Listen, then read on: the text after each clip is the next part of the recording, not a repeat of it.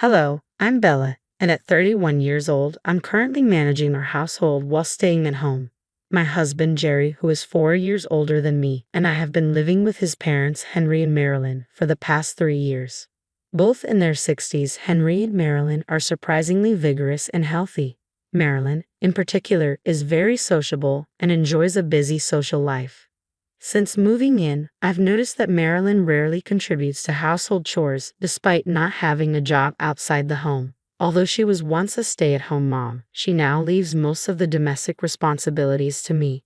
Occasionally, she encourages me to take some time for myself, but then criticizes me if things aren't perfect when she returns. I've tried discussing my concerns with her, explaining that I might not be able to complete all the tasks before she leaves, but she often brushes me off. She insists that managing numerous chores is normal and tends to criticize my generation for not being as capable as hers. Furthermore, Marilyn frequently praises Jerry, particularly proud of his position at a prominent company, and often suggests that I don't measure up. This comparison has become her go-to comment. Jerry's reactions only make things worse. During meals, when Marilyn complains about my efforts, he responds with an indifferent, "Oh, really?" showing little support. I initially admired Jerry's maturity, but now I often feel like I'm just a housekeeper, despite working tirelessly into the night. The situation has grown increasingly challenging, and I wish Jerry would stand up for me. He seems oblivious to the extent of my contributions to our home. Instead of addressing my concerns directly, he tosses laundry at me, sometimes aiming for my face, curtly telling me to handle that too. I often regret marrying him because he has changed so much since our wedding. On our first anniversary, he surprised me with a cake but then playfully smashed a pie in my face, laughing about it. It's hard to believe he's an adult. However, there is one silver lining in my life: my father-in-law, Henry. He's incredibly calm and consistently checks in to see if I need help with anything. He's become the only source of kindness I experience in this household.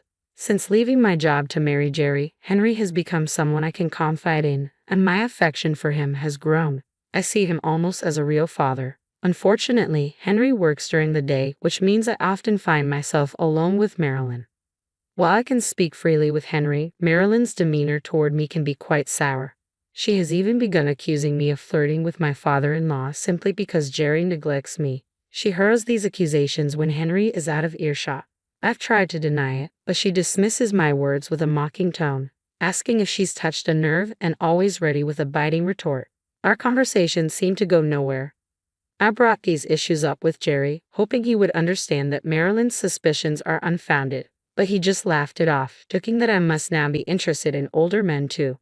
It's painfully clear that nothing will change. I never expected Jerry to start doing chores or to put an end to Marilyn's mockery, but I also didn't anticipate his reaction to the situation. It was a significant shock, leaving me feeling increasingly out of place in their home. One summer day, Marilyn began discussing plans for a family trip during Jerry's summer break. At first, I thought her excitement was just her usual enthusiasm for outings, but then she caught me off guard by asking if I wanted to join. I hadn't expected an invitation. I assumed they might leave without me. When I hesitated, Marilyn's expression turned suspicious as she questioned whether I really wanted to go. Her sudden invitation made me uneasy. I couldn't discern her motive and worried about how she might react if I declined. That evening, Jerry brought up the trip again, curious about my plans. I mentioned that I had been invited, and his reaction surprised me. He burst out laughing. Confused and feeling more uncomfortable, I asked him why he found it funny, but he brushed off my question, claiming it was nothing. On the day of the trip, it was just Jerry, Marilyn, and me in the car. Jerry was driving, with Marilyn beside him while I sat in the back. Henry was unable to join us initially due to work commitments, which added to my anxiety.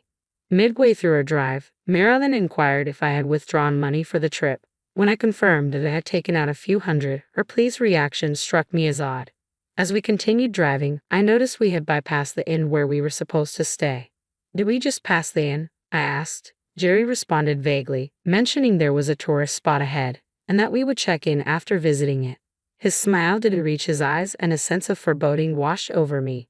The further we drove, the lusher and more isolated the scenery became. I let out a quiet sigh, careful not to let either Marilyn or Jerry hear my concern. Eventually, we arrived at a small, secluded dam with hardly anyone around.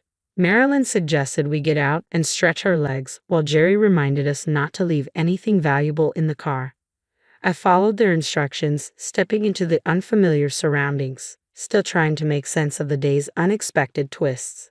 As I got out of the car and shut the door, I noticed Marilyn and Jerry hesitating, pretending to fiddle with something inside the vehicle.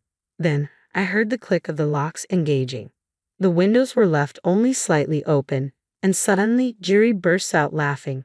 Confused, I asked, "What's going on? Are we staying here for the night?" A surge of anger towards Marilyn welled up within me, but I managed to keep my composure. "What do you mean?" I replied, striving to maintain my cool. "You walked right into that one, didn't you?" Jerry said, laughing so hard he had to clutch his stomach. Realization hit me like a wave. My wallet and cell phone were still in the car. Everything had unfolded exactly as Marilyn and Jerry had planned. "Have fun out here, Bella," Marilyn sneered mockingly. "Maybe you can eat some grass and sleep under the stars." Jerry, still holding my wallet, rifled through it before rolling up the window. Their laughter faded as they drove off, leaving me stranded. Standing alone, I felt the heat of humiliation wash over me, and I muttered to myself, "Well, this is just great." Despite the sweltering heat and the risk of dehydration, I surprisingly didn't panic. About an hour later, I found myself in the lobby of the inn where we were originally supposed to stay. "Why are you here?" Jerry exclaimed, shocked to see me as he entered the lobby. "Are you a ghost? Did something happen at the dam?" He looked utterly bewildered, while Marilyn appeared to be on the verge of fainting, eyeing me nervously. For a moment, I considered playing along and pretending to be a ghost just to tease them, but I decided against it. "I'm not a ghost," I said, holding up the key to my room. "I'm staying here tonight." I had already dropped off my luggage when Jerry, clearly agitated, struggled to make sense of the situation. He accused me of taking the key to their room without permission. "What are you doing?" "Give it back," he demanded, reaching aggressively for the key. This time, however, I was prepared for their antics and stood my ground, ready to confront whatever came next.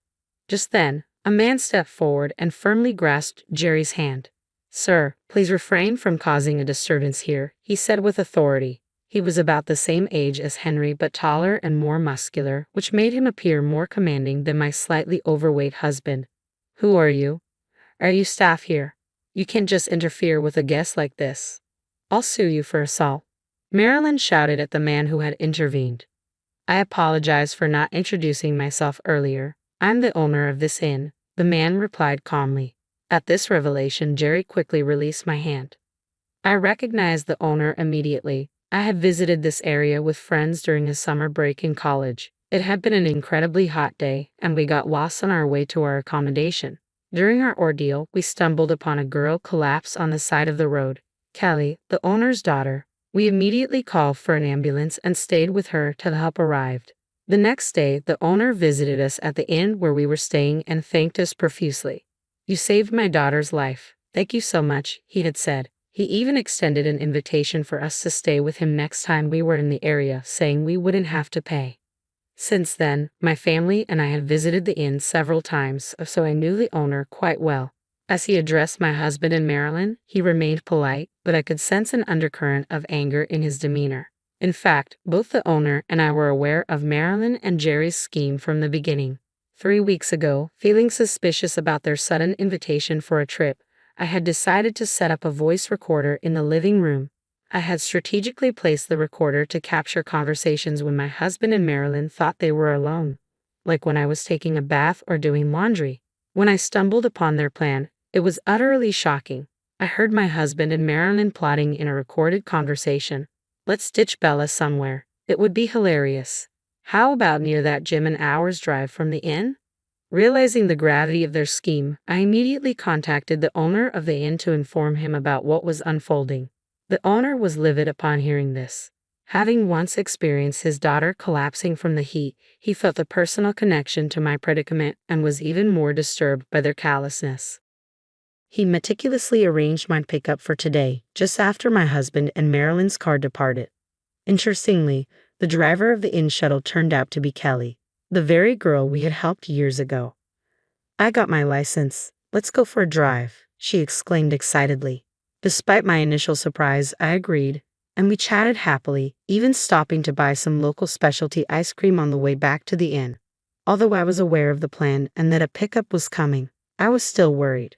However, Kelly, knowing the area exceptionally well, expertly navigated, and we arrived at the inn well before my husband and Marilyn. You mentioned suing earlier, ma'am, the inn owner said, addressing Marilyn with a stern look. Yes, I did. It's outrageous to be accused of the opposite. Marilyn snapped defiantly.